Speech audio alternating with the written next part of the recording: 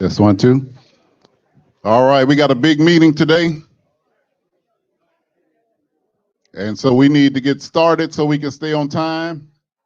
We have some student athletes here today, so we got to make sure we maximize our time with them. So as we could continue to be served, we're going to go ahead and get started with the preliminaries. First things first, remember that next week, this building has been reserved for the Primitive Baptist Convention. That's what it is, the convention. So next week, we will be at the Monroe. The Monroe is a part of Somo Walls, if you've heard of that. If you're coming from the Capitol down Monroe Street and you go under the overpass at that first traffic light in front of Subway, it's on your left. You can't miss it. It's a beautiful building. The parking is very close. You literally walk out of your car and walk into the building. So that's where we're going to be next week. We're going to leave one of these flyers on the door here because some of you all are going to come here and we're not going to be here. We will be at the Monroe. We're going to say this about 3 times today because we want to make sure that nobody has the excuse that they did not know that we were not at Old West. Next Wednesday, September 11th, we will be at the Monroe. Nice brand new restaurant. The owner has agreed to open it up for us. They're normally not open that time of day. They're opening it up specifically for us. They'll have lunch for us, and we're going to have a good time. But just remember, next week, and I'm going to sound like a broken record, because some people are going to come here and see that flyer on the door next week. Next Wednesday, put it in your phones, call yourself, write it down. Next Wednesday, we will not be here.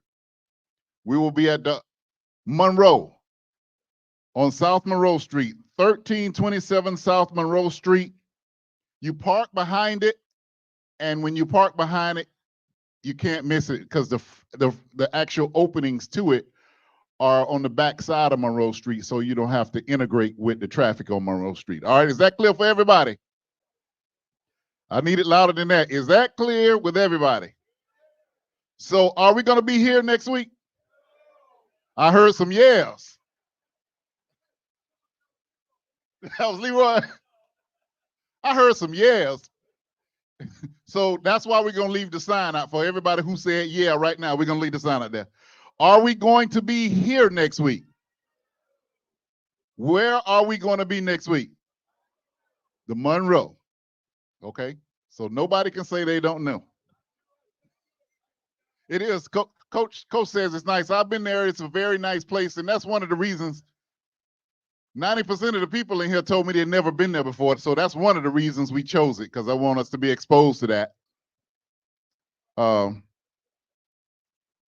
At this time, I'd like to bring up the executive director of the Rattler Boosters, Selvin Cobb.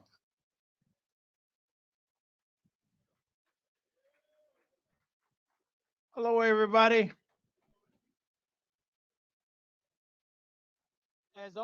As always, I always start the meeting with giving you information about Rattler Boosters. Quiet, quiet, quiet, quiet, quiet.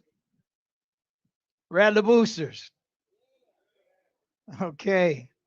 Our first is a regular Rattler Booster member.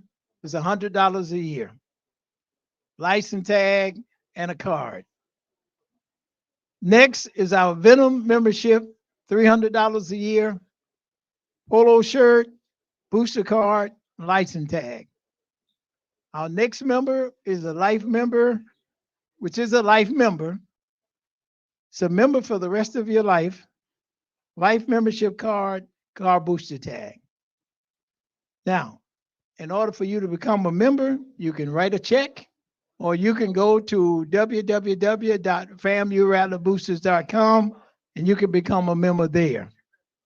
Okay? All right. Bill, I think I satisfied your deduction. I mean, your deduction satisfied your announcements. Now, on last Friday night, we had a Rattler Roundup. It's combined with the NAA and Rattler Boosters. And we just had a great time, and we cheered ourselves on to the victory that we were going to enjoy the next day. And along with that, we had one member, a special announcement to Mr. Derek Singleton. Derek is from Jackson, Mississippi, FAMU alumnus, of course.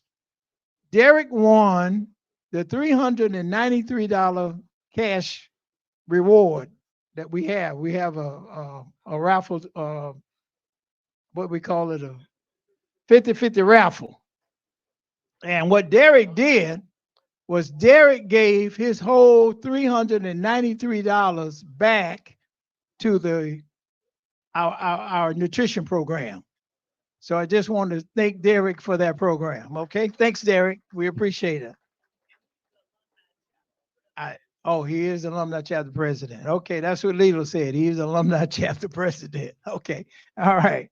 Now, moving back into sports. We have a volleyball game today. Today at Lawson Center at 5 o'clock. We will be playing the University of North Florida at 5 o'clock today. So if you want to get your basketball groove on, let's go to Lawson Center at 5 o'clock. I mean, volleyball at 5 o'clock, okay? No, we're not meeting here next week. Okay. Now, once you get your groove on, we got a game for you starting on the 6th. We have at Southern. We're playing Southern at 12 p.m. on the 6th. You need a seat? Okay.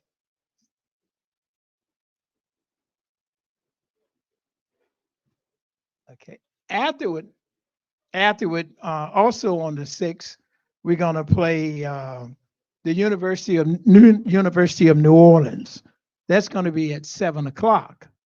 And then on the next day, which will be Saturday, we're going to play, FAMU is going to play Jacksonville State. So you got 4 volleyball games coming up. And remember, that's at Lawson Center. Okay. So those are all of my announcements. So again, where we're going to meet next week? Okay, you guys are quick learners. All right. Okay. Thanks, everybody. All right. Thanks for that, Selvin.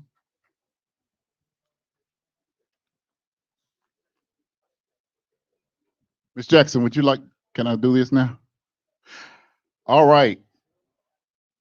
We got in some new donations. You know, the members of the board of the 220 Quarterback Club each are responsible for raising $10,000 in this campaign, and Ms. Jackson is off to a hot start. She got 1,000 from Eugene Lamb, 1,000 from Vernell Ross, $100 from Kenton Floyd. I saw Kenton. Where you at, man? Thank you.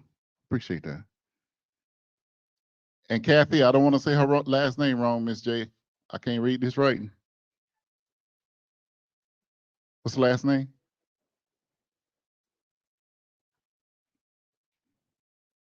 Miss J. Kathy Allaboyd also gave Miss Jackson $200. So she's off to a hot start of reaching her 10,000 goal. Let's give her a round of applause. I do want to announce that I reached my 10,000 goal with one donation. I'm going for 50 personal, and I think I'm going to make it. So we've got to raise this $1 million. We're asking everyone to donate $100, but some people we aren't asking for just $100. Next week, we will be at the Monroe on South Monroe Street. If you're coming down from the Capitol on Monroe Street, going south, and you go past Cascade Park is on your left, and you go under that overpass, and you get to that traffic light in front of Subway, take a left, because the building is right there, okay? And also, do not forget, in the back, we have a nomination for this dedicated members of the 220 Quarterback Club to receive those awards. I'm really excited today, so that's it. I'm gonna wrap up because I got my frat brother all the way on the end, Mike Smith. You know, my football fraternity frat brother, Mike Smith. You know, us specialists have to look out for one another. I got my cousin, Deco Wilson. We got the same last name, so that's my cousin. And Coach, we brought you a tight end, Carter Johnson. We have two special guests today. Of course, I say Corch. That reminds me of Eddie. He must have just possessed me just now. I said Corch. We have Coach James Colzie II. But first, I'm going to bring on a young man that when it was first announced that he was hired, I got a call from the former SID of Hampton University, Jim Heath. And when it was announced we hired our new basketball coach, he said, "Vaughn, y'all got a coach."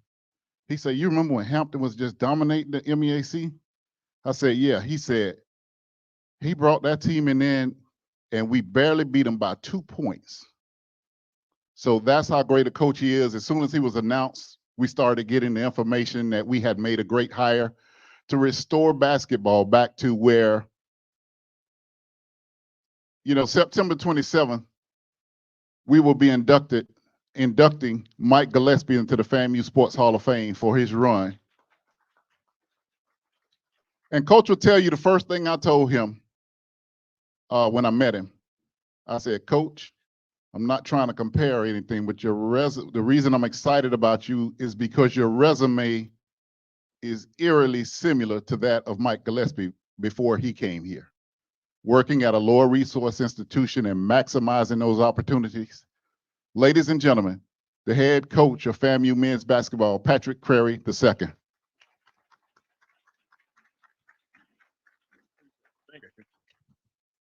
Excited to be here. Thank you for the invitation. The first time I've really got to speaking to anybody in a while. So, you know, it's good to get out here and introduce myself, talk about the program. I'm not going to talk a lot about myself or what I've done. Nobody cares what you've done. They care what you're going to do. So, especially this group. Okay. So, really quick, I'm from the Washington, D.C. area. Grew up in PG County, Maryland. Played at Tacoma Academy in Maryland. Played at La Sierra University in Southern California. I've only lived in California, D.C., and in Miami. Went back to Washington Adventist University. I was there for 11 years. A program that hadn't won 10 games in 14 years. A program that hadn't been over 500 in 22 years. We ended up winning national championship, 521 seasons, beating 2 Division I institutions at a school with 600 students, and my operating budget was $31,000, including scholarships. Okay, so don't talk to me about resources. It's not about. I mean, we need things. Of course, everybody needs things, but the resources have nothing to do with our work ethic.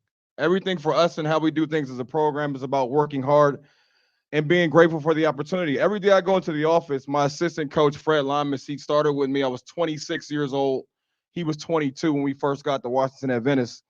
I used to tell him, no matter what, if we don't know what we're doing, just act like we know what we're doing, and the players are going to do what we tell them to do. And come to find out, we knew what we were doing, and we were able to win. But Fred looks at me every day, no matter what the circumstances is, and no matter how I'm looking, good practice, bad practice, annoyed. He's like, "We came from Washington Adventist. It's a great day today. We're ready to go." And he gets me in my mind in gear and gets ready to go. So, quick overview for the team that we have coming back this year. Just so you guys know, we have 16 players currently, 15 that will be on the active roster this year, 1 player that is a redshirt. He's our lone freshman on the team. Of those 15 players, 6 players were previously on the basketball team. We have 9 new recruits that came in to play this year. Our team is built on skill. Okay, I will make them tough. I will make them play defense, and I'll make them play hard. That's my job, and that's not even a negotiable. But we're built on skill, so I'm really big on the numbers. I'm an analytical coach. We coach without emotions and feelings. We coach based upon the numbers. You guys are a fundraising group. I know you guys are about the numbers, and I know you're looking at me like, are you going to get us some wins? Okay, so we're going to make sure that we're putting our best foot forward to make sure the number one number we need, of course, is our graduation rate, and right after that is our ability to win basketball games. And so that's what I'm here to do. That's what we are focused on getting done every single day. And our mindset, and I'll be honest with you, our mindset has changed a little bit just based upon recent events. Usually when you're building something, like you're setting the foundation, and you usually build that foundation, it takes a while. Now we've set that foundation as fast as we possibly can to get ourselves in the right direction to win as fast as we possibly can. So we look forward to it. Pressure is a privilege. So excited about the season, excited about some of the guys that we have coming in this year. We have 2 NAI All-Americans and Jacoby Hendricks and Milton Matthews. We bring back some good players from last year, Rod Coffey, Jordan Chapman, and Jadarius Eatman, and some good transfers. Caleb Washington is definitely they would say FBS, but I would say mid-major basketball program type player, even maybe a low high major. Tyler Shirley, a really good player. So we brought a lot of good players in this year, a lot of length, a lot of shooting. So excited about our team and where we're going this year. A lot of games are scheduled to release at the end of this week, so I don't really want to tell you everything about the schedule so we can release it out and get the good publicity from there. But our schedule is to release by the end of this week is looking like Thursday or Friday. All right, we're going to open up for questions for Coach Crarey. Remember the charge of the Eddie Jackson 220 Quarterback Club in your questioning, and Selvin will bring the mic around.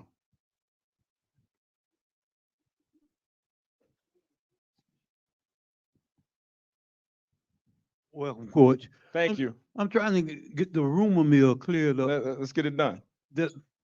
About a month ago, they said the whole basketball team was dismissed. This is a rumor mill. Of course. No facts and no facts. valid. Yeah. Can you clear that up for? Yeah, well, we talked about it a little bit earlier. We have 16 players come back. 6 guys are back. Saeed Burnside played in 22-23. Miles Hall, he'll graduate this year. Alex Andrews, he'll graduate this year. Jordan Chapman, he'll graduate this year. He's back. Rod Coffey's back. He's in his 3rd year. And Jadarius Eatman, he will graduate this year. So of the 6 guys that we have coming back, 4 of them will graduate this year. Hope that answers your question. Yeah. Coach,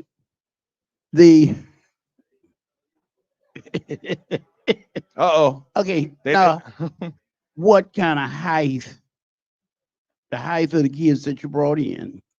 1, 2, what is the classification now? If a kid playing, what is it, NINA?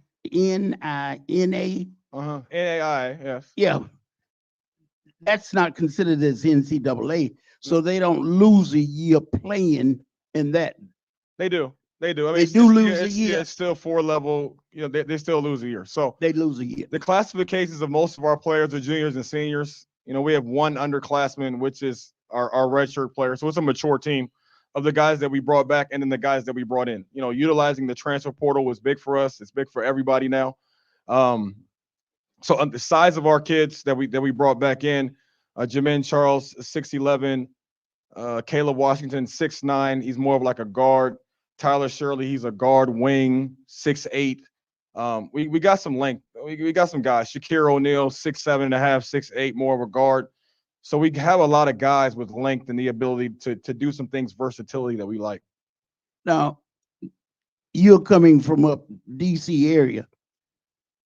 Are you bringing any kids in from up, I'm going to say from New York down to Carolina? Because they play a lots of basketball in that area. Yeah. I'm from PG County, Maryland, which is the #1 basketball county in the country. And so I was in St. Thomas University in Miami, Florida for 3 years before I came here. We had a lot of success there. And we brought Milton Matthews. He came with me from St. Thomas. He played at North Carolina A&T before, but he's from District Heights, Maryland. So we brought him down. Sterling Young is from Queens, Jamaica, Queens, New York. So we brought him down. So we have a couple. Our guys are from all over, though. You know, if you can play basketball, I'm with you. You know, West Coast, East Coast, South, North, overseas. Jermaine Charles is from Antigua. Like, you know, can you play? Can you score? Can you make a shot? And so, but yeah, we're mixing it up. We definitely have some guys from that area, though. Coach, I was a former basketball coach at Gadsby High School here in Tallahassee, and also at Mainland High School in Daytona Beach. My question is, are you going to use zone presses or just man for man? Now, I'm going to give the strategical information to the people that are watching. Come on now. No, come on. Colzie, they do you like this? Well, I'm not asking you what type of zone press. I'll tell you that we will switch things up defensively. You know, we will do a lot of different things. We don't do things very vanilla. We like to keep people on their toes. We like to be the enforcer. We don't want to sit back and just let you do what you want to do. We want to enforce you on defense. So we'll mix our packages up quite a bit. I'll talk to you off the record. Thank you. Okay. Next. Question?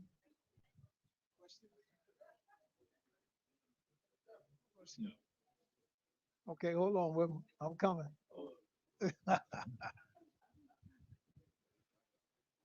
Coach, how many players did we lose to transfer portal? We lost a lot of players to the transfer portal. And when I got here, we had 7 guys already in the portal. I can't give you that exact number now. I'm thinking on top of my head, I wouldn't say it's between 5 and 7. You know, there was 7 guys when I took the job on April 18th that were already there. I'm going to say between 4 and 6. I mean, I can get that information for you. But, I mean, we're playing TCU the first game. That's a teaser. So TCU first game of the season in Dallas, they have 9 new players via the transfer portal. So this is a common process is what's happening now.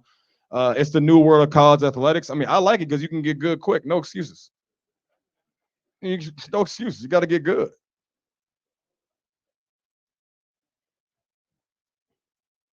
Were you glad to lose the people that you lost? Nobody likes losing. Nobody likes losing. Nobody likes losing. I'm talking about the players. Okay, well, don't worry about that.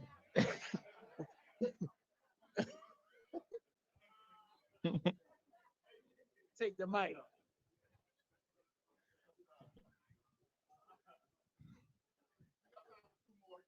Coach, have you assessed the teams in the SWAC, and who do you think will be your greatest challenge?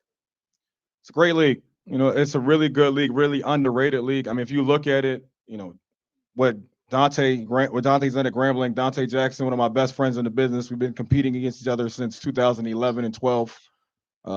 Dante winning the championship last year. Grambling's been very good. Dante does an excellent job with every program he's been at. Coach Jones at Texas Southern, it just speaks for itself what they've done at Texas Southern for the last 10 years. And him being a part of that for the last few, he's done a great job. And so Alcorn State, they're very good. I mean, it's a tough league. I think you got to be able to win at home. In order to win at home, you need to get people in the seats. Okay? We need to get people in the seats. So you got to win at home. You take care of home. You go on the road. You do your business on the road. Try to split sometimes depending on how tough of an environment it's going to be for you on that trip. But I think it's a good league. And I will say this with confidence, and I will say this with a lot of humility at the same time, but we're ready to go to war. Like, this is not a situation for us where we're coming into here and we're happy to be here. No, we're here to be here and to win now. That's the expectation level I have on the players every day, the staff every day, the training department that's with us every day, strength and conditioning. Like, if you're a part of the program, we move forward every single day. There's no days to look back on. There's nobody to look up to and be scared of. We're ready to get going. But to answer your question, Grambling, Texas Southern, Alcorn State, Prairie View. Bethune-Cookman did a great job with their class this year, so it'll be a very competitive league. All right, our last question will come from online. First off, Brian Fulford, ONG Strike Zone, making some noise. He said, I love Coach, but Indiana is the basketball capital of the nation. in the 70s. But one question says, do we have a nice three-point shooter? Oh, yeah. So you have Milton Matthews led the NAI 100-plus threes the last 2 years. He shot at a 41% clip. Leonard Taylor made 38% of his threes last year at Clarendon Junior College. Sterling Young made 39% of his threes at Pratt Junior College in 21-22. I got like two more, and I just can't remember their names right now. Jordan Chapman was at 34% last year. So I'm big on the numbers. Everything we do for them is every single day they did a breakdown of practice, what their percentages were in practice, if they made shots, if they missed shots, if they turned the ball over. I'm judging these guys on the numbers the same way you guys are going to judge me, not on my effort, but on my execution. And so our plan is to get things done efficiently and as fast as we possibly can. But I definitely appreciate you guys having me today. Thank you for the food very much. Of course, that's my people. That's my people. Good afternoon, Rattlers, and hello, Coach. You are not new to me. Keep up with you with my daughter as you all are friends, but I just wanted to make sure you didn't miss the memo. All of the coaches have been told to share what it is you need for your program, and I'm sure you know, but just in case you didn't get the memo, is there anything that we Rattlers in here can do to support you and what you do with your young men so that we can be cheering in those stands when we come? The two things we really need are electronical needs. Like, it's just technology. So we need 3 iPads. We need them bad. We also need a rolling TV that can go into the gym for practice. We roll it in there. I show them 5 or 6 clips. They get on the court. The days of them sitting down on a projector screen and paying attention for 30 minutes are over. So I need you to roll that TV in, click, click, click. You look amazing. You look terrible. Boom, clip it off and move them out. We'll take care of that. All right. Well, thank you guys very much for having me. Appreciate it. All right. For our donors online, I need y'all right now to help us take care of this. iPads cost about $400 each. So we're talking about $1,200. The TV, just say $800. From my people online right now, I need $2,000. We about to put the cash app up. I need $2,000 today. We don't want Coach to wait. We want him to win. He didn't come here to wait. He came here to win. My people online, because I'm beating these people up all the time. Our people online, I need $2,000. And I'm going to be like a Baptist pastor. I'm going to come back up my count and come back. All right, I'm going to put the cash app on the screen. I need $2,000 today, hopefully before we leave here, because we got to get Coach. We don't want Coach wanting for anything, especially something that small. That's what we're here for, to take care of that. Okay? And next, we'd like to bring up the 2-0, leading the MEAC at 2-0.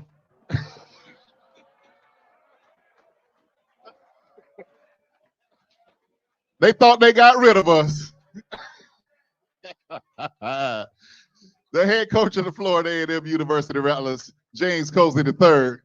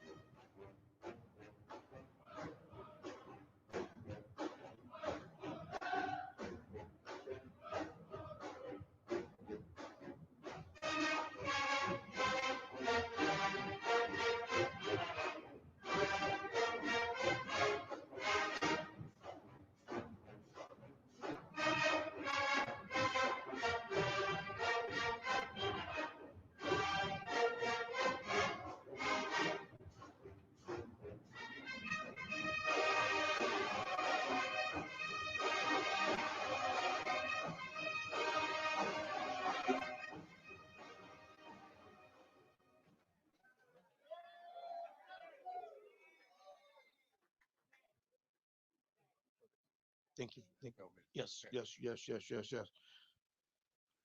Good afternoon. Coach? I want to thank Coach Curry here to start off the program, and had a little bit of a conversation with him yesterday. He wanted to know what to expect. I told him good luck. Ready, break. Um, Obviously, I want to first start off. My mother taught me about humility a long time ago. Talked about being humble, and whatever the case may be. And I want you to know I do not walk around with this type of t-shirt on. Okay, this is normally an undershirt for me. So I made a comment as I came in. I was talking about the running back Colzie shirt, all that stuff. But what my mother didn't teach me very well was how to eat. And so my shirt is over there that I was actually coming in with, and there's just grease and food all over it. So I apologize again. I'm not just wearing this shirt as as a sign of, just want to make sure you guys understand. I don't normally walk around with this on, but that's what I'm wearing right now. So again, I apologize. Want to thank Miss Jackson back there for allowing us to be able to put the EJ on the back of the helmet here for the game. Where we were able to. I know you guys don't necessarily know how when we order things, we don't necessarily get it as fast as we would like. So you have to kind of go through a process just to even order stickers. You have to go through a certain situation. Sometimes you got to feel like you're giving up your firstborn or your second just to get something ordered quickly. But so I apologize, Ms. Jackson, for not being able to get it for the first game, but we're going to make sure we have it from here on out. So I wanted to say thank you for allowing us to do that. And obviously we wore that for our home game there. Well, we had a football game, I think, this past Saturday. I will, obviously, when I spoke to you guys, last week, I told you that they were gonna, I won't say warn, but I tried to explain that they were gonna be a football team. I was gonna take on their head coach. They were gonna try to be as disciplined as they can. They were gonna come in and run the football, try to hammer us, and then try to keep our offense off the field. I think we had for the second week in a row, if the head coach could draw up how he wanted that game to play out, I think Coach Barry would have been excited to have a low-scoring football game. Them being able to run the football, but yet again, after our second week, even though playing the game that they wanted to play, we were still able to get the victory. I know, obviously 2-0 was not the projection for us at this stage, but just like everything else, you got to go out there and play. Got to go out there and play hard. You got to execute. And I think for the most part, our guys, took on what we do weekly. We talk situations. We talk playing Rattler football. We talk about being disciplined. We had another week where, even though we had a couple, penalties, but we only finished with 6, which again still keeps us right at the top as far as being one of the least penalized football teams in the country. So, you go down 18-7, that means we had them right where we wanted them. It really, it was a little bit surreal on the field. Obviously, you get down 18-7, and our guys, again, never sweated. They did what we needed to do. My statement, for the most part, is good teams answer. We got down 18-7. Offense immediately took the field. We made it 18-13, and obviously we went for 2, right, to only be down a field goal. Defensively, situation was we needed to get the ball back. Had a 3-and-out. Offense hits the field. We go down. Had some great catches going down the field, and then we end up taking the lead, 22-18, right? And then obviously defensively, we got to do what again? We got to stop them, right? And then we do. Offense gets on the field. Another 4-minute offense. Last play of the game, we're doing victory because offensively, we had 2 or 3 crucial first downs, and then they didn't have any more timeouts.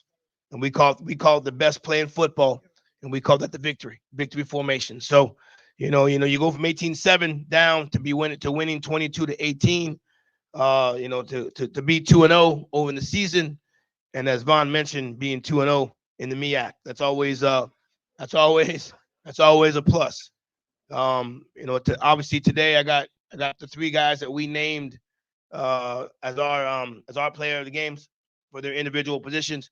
But believe it or not, our quarterback and our defensive back were garnered the SWAC players of the week. So we had a quarterback and then and one of our defensive backs. So, we try to spread the wealth.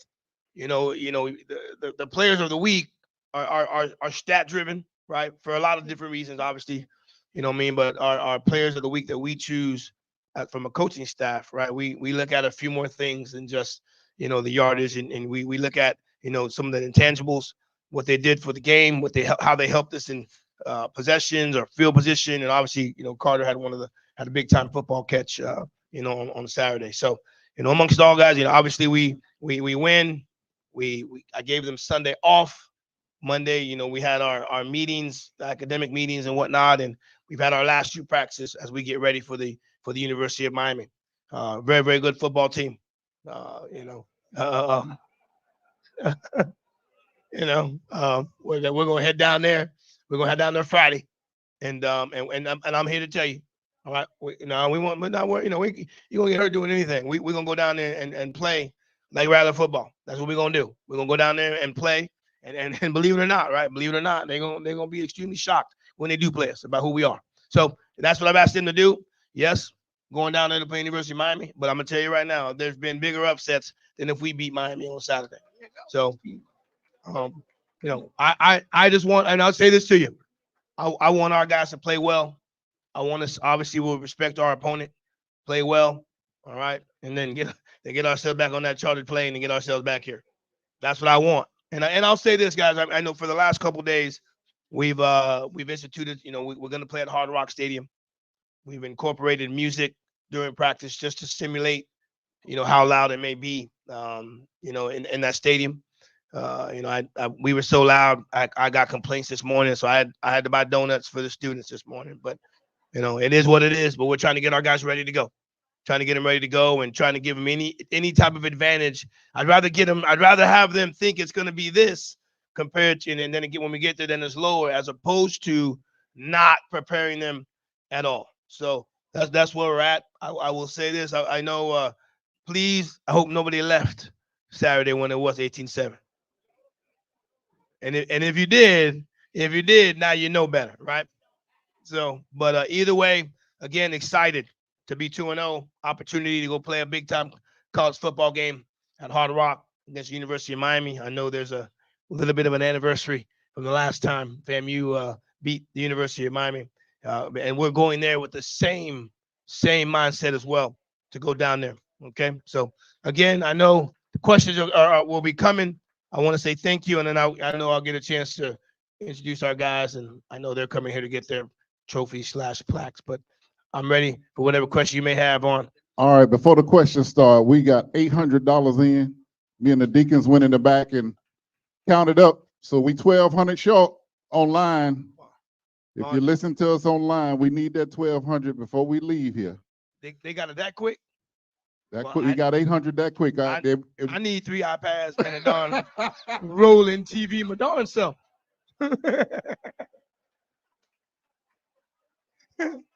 I just need 2 and just a nightstand. How about that? No.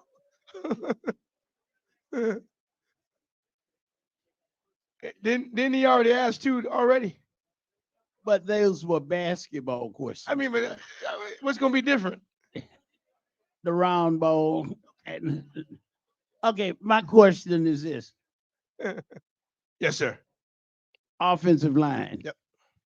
Are we getting the max out of our offensive line? I think we can do. With what I'm looking at and what I saw in the lunchroom this summer, we need to run that ball straight up the gut. Mm-hmm. And with that big boy Dean back there and the other boy Summerfield, I think it is. Somerset. Yeah, we can run that ball with them big jokers up front. Well, and are you speaking in general? Or are you talking about for Saturday? Or are you just talking about? Well, the 2 games. Yes, sir. I thought, which I didn't go to Atlanta, but on TV, I thought we could have ran the ball. Well, I'll But say this. Saturday night, I thought we could have Well, 3 yards cloud of dust. I'll say this. You know, against Norfolk, right? You had to change a little bit of your game plan because we got down 14-0. You know, but if you remember that last series of the game, that's what we did. You know, we ran the ball down the field, right? We had 6 minutes left on the clock. Offense literally ran the ball down the field to then in the football game, and we did the same, right, at the end of this past game. So, you know, you're going to always want 200 yards rushing. And I'll be honest with you, you know, we do have the type of O lineman that can do that. But, you know, ultimately teams, when they play us, you know what they have, you know what they want to stop first? Us running the football, right? So they're stacking the line a little bit. So I'll say we are running the football when we need to, right? We're running the football when we need to. We have different personnels, different formations, you know, guys like this that play tight end for us that can catch the football and run the football. So we're taking some matchups that we like, right? But for the last 2 football games, when we needed to run the football, we have. So, you know, we sputtered a little bit as far as on both sides, offensively and defensively in the beginning of both games. But like as I mentioned, you know, when we needed to run, we've been able to run.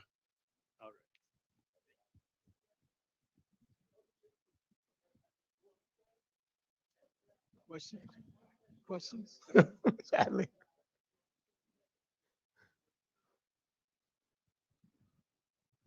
Hey, Coach. Yes. Congratulations. Thank you. I am a woman. I do know a little bit about football. I have a brother who went to FAMU and played for the Dallas Cowboys, and my father played basketball, and I was born in FAMU's hospital. So I love sports. I like to say that we have to remember that everyone wants to beat us. Everyone. We're number one. We've been number one. We're number one in everything because we FAMU. However, I agree with whoever it was, the last comment about us running the ball. I think that our offensive linemen are good, but we have a lot of competition. So the more that we practice our, what do you call it, receiving the ball and the run throughs, because I didn't like a lot of those run throughs. Every time y'all tried to run the ball, we didn't get first downs. If I can remember, all of us who can't bite our nails were biting our nails because it was, if you heard the crowd, if you heard the people after the game, we know that we are going to continue to be number one. I'm talking to y'all, because y'all my boys. However, we've got to practice running that ball through. I was watching you, I was watching everybody. It was a nail biter, but we did it. But we got to really practice that part, I think, more than anything. And keeping in mind that everybody wants to beat us. They're not going to give us no chance whatsoever.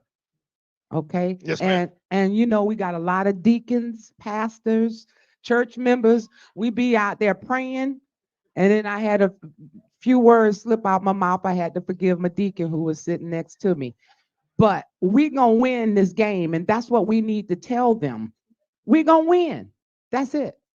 But we gotta work on those 2 things. Thank you. Yes, ma'am.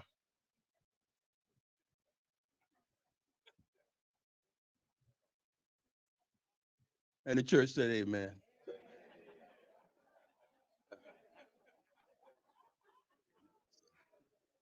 Listen, Coach, how are you doing? I'm doing well. I'm on well, I'm on the other side of the ball. They're running it down our throat, Coach. Do we have big alignment? It looks like we're on the sides there. Where's Jenna Hunt used to push that? I don't see any penetration off the ball. How are we going to address that? Well, a couple of times we didn't have, again, we had some misalignments, some miscommunications. They were giving us some unbalanced sets, so we weren't necessarily recognizing that as quick as we need to. Now, the 2 guys that we got in the middle, James Ash and Cam Donald, they're getting penetration. You know, it's been a little bit of our linebackers necessarily getting over the top on some of these powers and these counters that we're getting. So, you know, now, you know, last couple games, well, the first 2 games, our safeties and our corners are leading and tackling. right? And we all know that that's not necessarily what we want to be. So, we're getting a lot of different formations, right? The unbalances, we call them the ox formations. So we need to bore our necks a little bit and take care of the run. Guess what they're not doing in unbalanced and ox situations? They're not throwing the football. So as a staff, we talk about, hey, like we need to really, really add some guys to the box to help with the run, because they're adding tight ends, they're adding offensive lines to really, offensive linemen to help with the run. So, we've addressed it, right? We've spoken about it, and got Deco Wilson right here. He's one of our safeties right now. He knows his behind is going to have to be in the box a little bit more and to make some more tackles, because they're adding to the box. Therefore, we need to add to the box as well. Great question. Coach, Yes, more of sir. a comment than anything. Tell the boys we love them, but I think they owe me 3 to 5 years of my life because I lost it this weekend. Well, The other thing was your reaction to the player who committed that penalty after we went across the, on the return. I just take my hats off to you because I think that kind of reaction minimizes or eliminates that particular action in the future.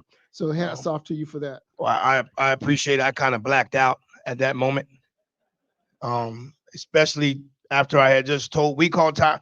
Believe it or not, I actually called timeout at that stage to talk about what they were going to try to do, and so, I appreciate it. And it was, 15-yard penalty at that stage of the game. We're trying to get first downs to end the game, and then, it came from one of our most headiest players, right? And he understood it. Obviously, I understood it. I told him I loved him on Sunday. He's the kind of young man that, that those kind of things don't happen again. But I mean, it's just understanding the game, right? We're up by 4. The situation of the game, us being macho or whatever didn't need it to happen. You know what I mean? So, you're congratulating me. I apologize for maybe how I reacted, but I was kind of caught in the moment, and I thought, understanding, hey man, we didn't need that penalty at that stage.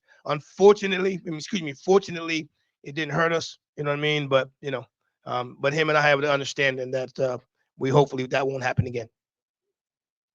Yes.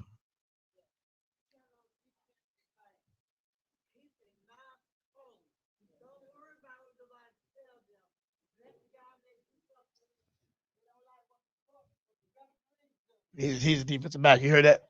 There it is. But I ain't on the field. Yes, ma'am. Yes, ma'am. Well, yes, yeah, that part. Yes, Coach, I'm asking you this question yes, sir. from a coach to a coach Yes, sir. and brothers in here. We gonna have to have more patience with him and his team because these are the reasons. As a coach, he's new. Now he been here, but he's still a new head coach here at Florida A&M. He has a lot of new players. Those players gonna have to learn how to play with each other, and they're gonna have to learn him. So he's not gonna look like a big championship team Hold on now. soon as season We gonna, starts. we gonna look like one now. But now, but We look like one now. we gonna have to have patience with those players as well as that coach. They gonna make mistakes. We don't want anybody to make mistakes, but they gonna make them. That's being human. Right. And So let's have more patience with that coach and his player and the team, and you'll see an improvement as they go along. well, I'll say this, and I trust me, I appreciate that sentiment. I will say this. I know even week 1, week 2, right? We're the biggest thing when I told you guys earlier before we even started the season. So I thought we were going to be extremely talented, but we had to learn to play together, right? And slowly but surely we're getting there. A lot of people felt after we got down 18-7 that we weren't going to win the football game, right? There was, and again, I know some people left thinking that the game was over, but there wasn't anybody on that sideline that thought it was over, right? They knew we had the ability to do what we did. We had a couple turnovers, that again, right, has that kind of killed some of the momentum that we were carrying. those are the things that, I would say we necessarily need to make sure we're better with, right? Because of those turnovers, we didn't get the points that we needed. Right. So, those are the things that for me as a football team, we need to make sure we work on, continue to work on and get better with. So the first period that y'all had offensively, what y'all work on? Was it the fumbles? Recovering fumbles, right? So, we had the fumble and then we had 2 or 3 people, try to get on top of it. Well, we didn't get it. So our first period of practice when we got back was working on, how to recover a fumble. So, those are the things. I mean, don't get me wrong now. The championship and our expectations have not changed, right? They have not changed, and so we're hoping and willing to get what we need to get to at the end of the season, but we must take care of week 3, week 4, week 5, etc. Cozy, Yes, ma'am. cozy.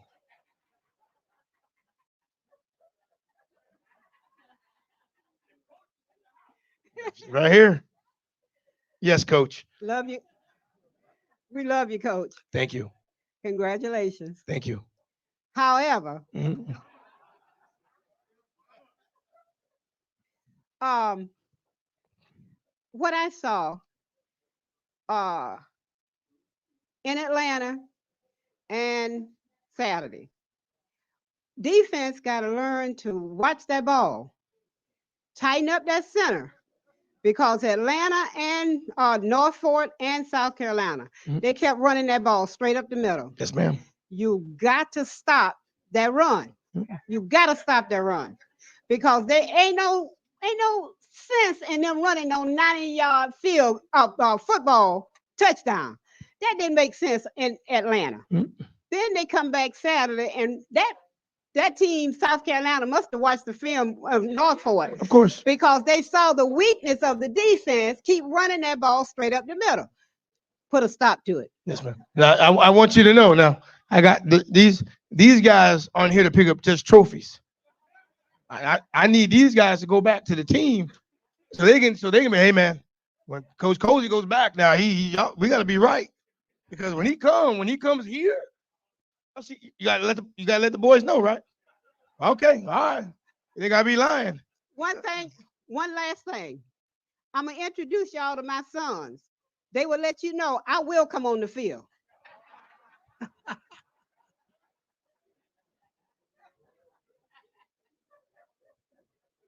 Anything else?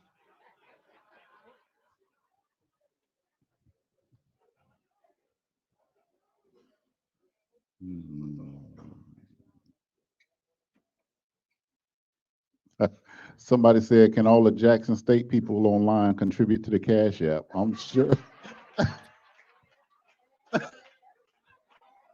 Yeah, with 200 people on there, I'm sure some people are on there trying to scout. Tashay Wood says, one thing we know is our team will fight. And I don't think anyone left, coach. Okay. Jeremiah Clark, is that a joke or are you serious? You're going to donate the 3 iPads? Please respond.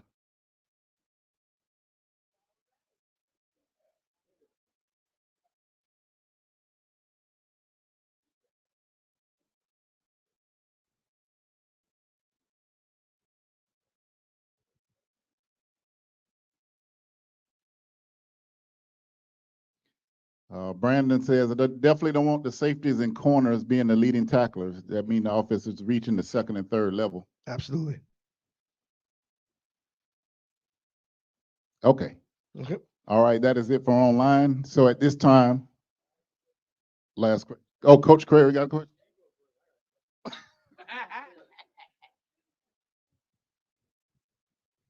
Coach, I don't have no criticisms about you or the team. I know that every time you all go out, you're doing the very best you can. Thank you, sir. Now, I've got a question for you 2 guys. Could you all hear us in the stands cheering you on, particularly in that 3rd and 4th quarter? Could you all hear us? Does it make a difference when you hear us cheering for you? Okay. I am saying that because, again, I walked that stadium for 4 quarters, And I still have issues with the fact that we don't cheer, we criticize sometimes. And what they need is to be pumped up. Am I telling the truth? Okay, because like I said, it's a poor frog that won't praise his own pond. You can't be a righteous rattler if you're downing the rattlers. So I think we just need to change a little bit and stop talking about what we've done so wrong and just do something to help them do right. This is the cheerleader, Zachary Ansley. Michelle Obama, do something.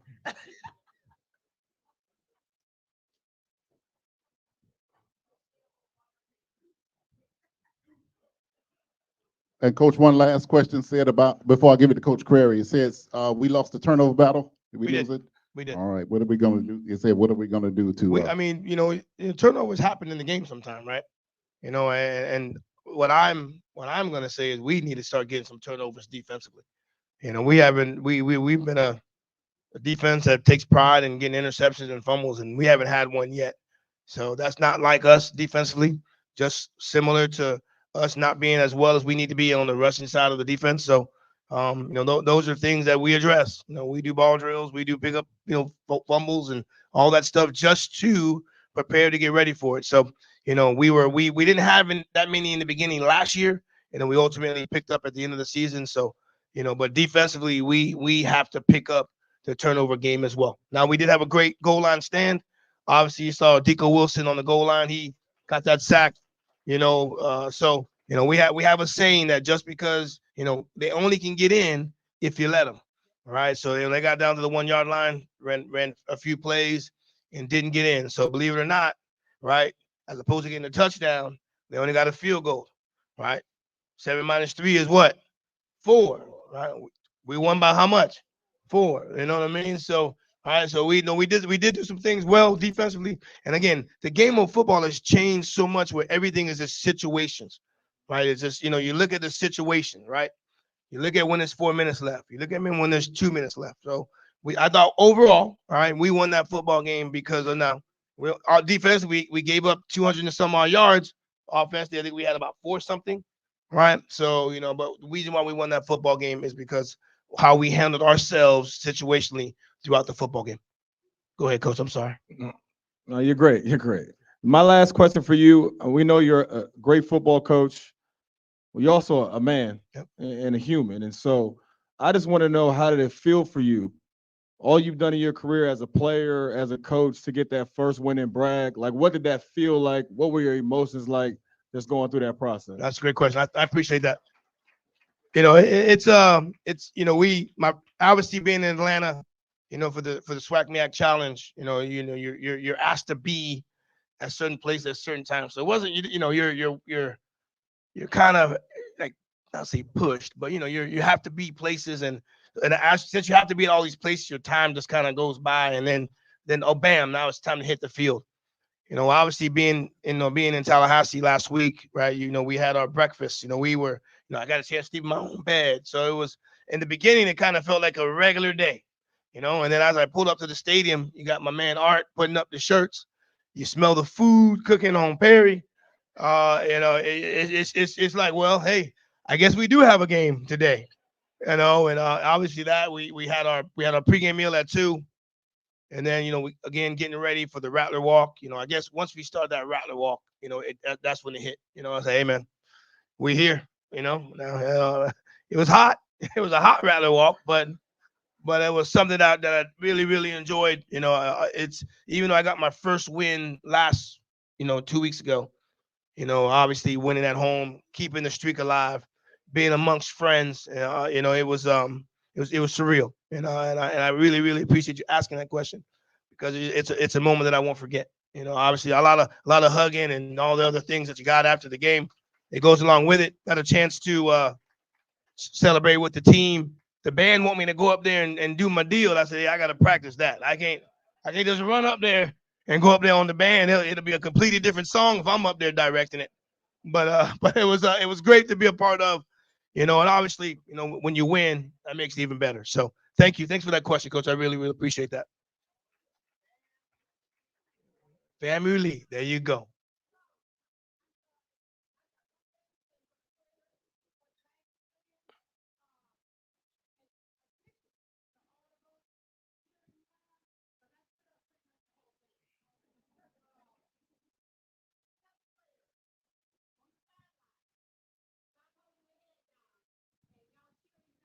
That's right.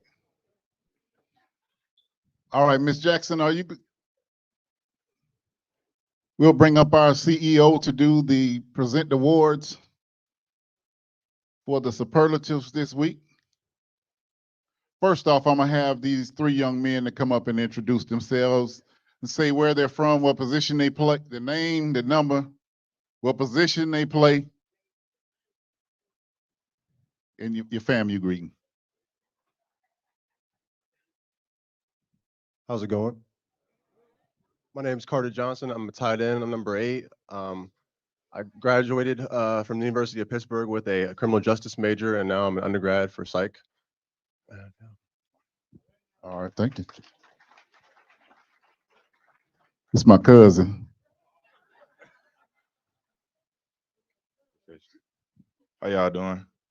I'm Deco Wilson. I'm number 11. I'm from Talladega, Alabama, and I'm studying interdisciplinary studies. All right, and last but not least, my frat brother, my homeboy. Thank you. Thank you.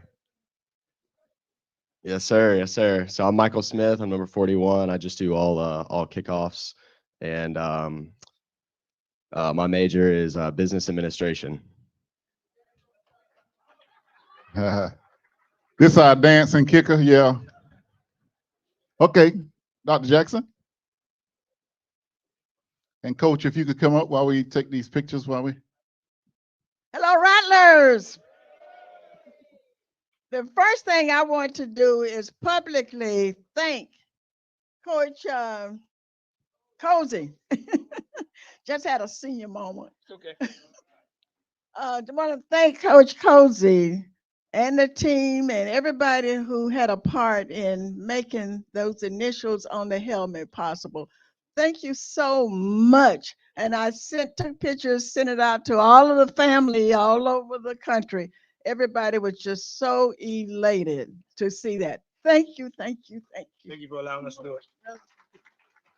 Okay, come back, Coach. Okay. Our first award this week goes to the special teams MVP, Michael Smith.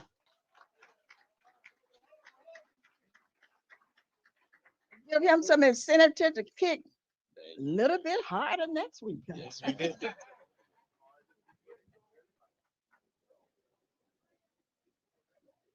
So much. Okay, the offensive MVP, Carter Johnson. Are you on the O line? I did.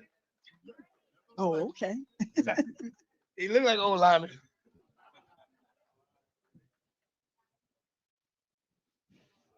Okay, it's Carter with a K. Carter with a K. Mama made sure I said that. Carter with a K. Defensive MVP, Deco Wilson.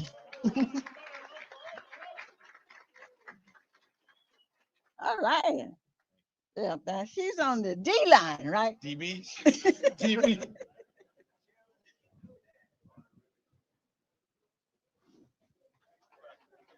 Congrats, fellas. Thank you. And if you're interested in being here to take a picture and present the trophies, there's a sheet on the back table for you to sign up. So starting next week, we're going to turn it over to some people who have already signed up. All right, thank you. All right, thank you, Dr. Jackson. All right, who's gonna meet me here next week? Let me see your hands if you're gonna meet me here.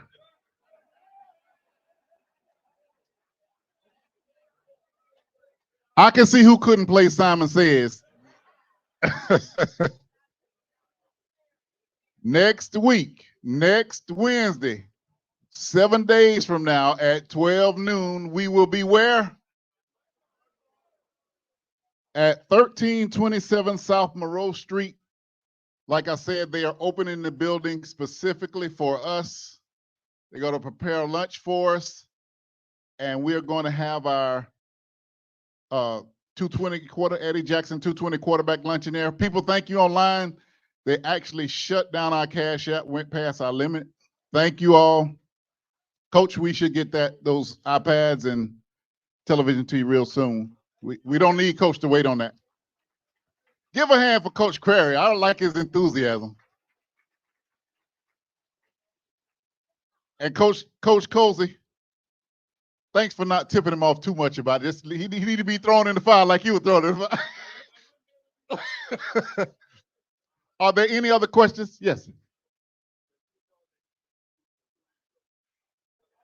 Listen.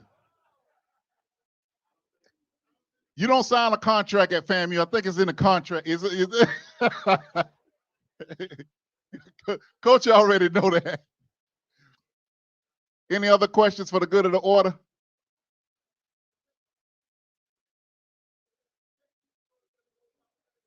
Oh, sign up in the back for the most outstanding member. We'll start giving those back out next week. It's full? Oh, is that for the trophies? Okay. All right, people online, thank you.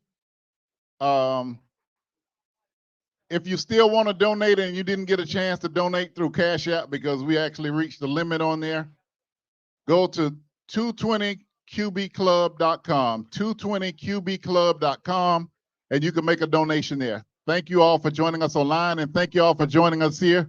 What's up, Ray Matthews?